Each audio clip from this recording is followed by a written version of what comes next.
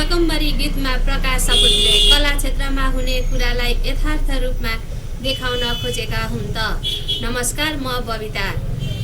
एउटी नारी कला क्षेत्रमा लाग्दा उनले विभिन्न चुनौती पार गर्नुपर्ने अवस्था चित्रण गरिएको छ। प्रकाश सपुतको गीतमा एउटी नारीको वेदनालाई चित्रण गरी देखाएको छ। वास्तविक भन्न खोजिएको कुरा गीतमा एउटा नारीलाई देखाउँदै कानको झुम्काना, नाकको बुलाकी, पाउको पाउचुरा, हातको सुनको चुराको वर्णन गरिएको छ। के सपुतले यसरी वर्णन गर्दाखेरि र भन्न खोज्दा आफ्नो आवश्यकता पूरा गर्नको लागि नारीले आफ्नो जीवन सुम्पिनै पर्ने हो त? त्यसमा पनि कला क्षेत्रमा आफ्नो सपना पूरा गर्नको लागि शरीर सुम्पिनै पर्ने हो त? एउटा नारी कला क्षेत्रमा आउँदा विभिन्न चुनौती आउन सक्छन् भन्ने कुरा देखाउन खोज्नु के प्रकाश सपुतले गलत गरेकै हुन् त?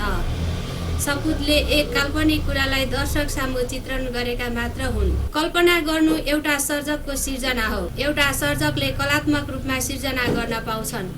त्यसमा के सपुतले गल्ती गरेकै हुन् त? सामाजिक सञ्जालमा अहिले सपुतको सकम्बरीलाई लिएर निकै नै चर्चा परिचर्चा भइरहेको छ र सामाजिक सञ्जालमा एक छत्र उही विषयमा धेरै टिक्का टिप्पणी उठिरहेको छ। अहिले सकम्बरी गीतको भिडियो सर्वाधिक छोटो समयमा करोडभन्दा माथिको भ्युज गएको छ। विभिन्न सङ्घ संस्थाले यो गीतको टिक्का टिप्पणी गरेको पाइएको छ।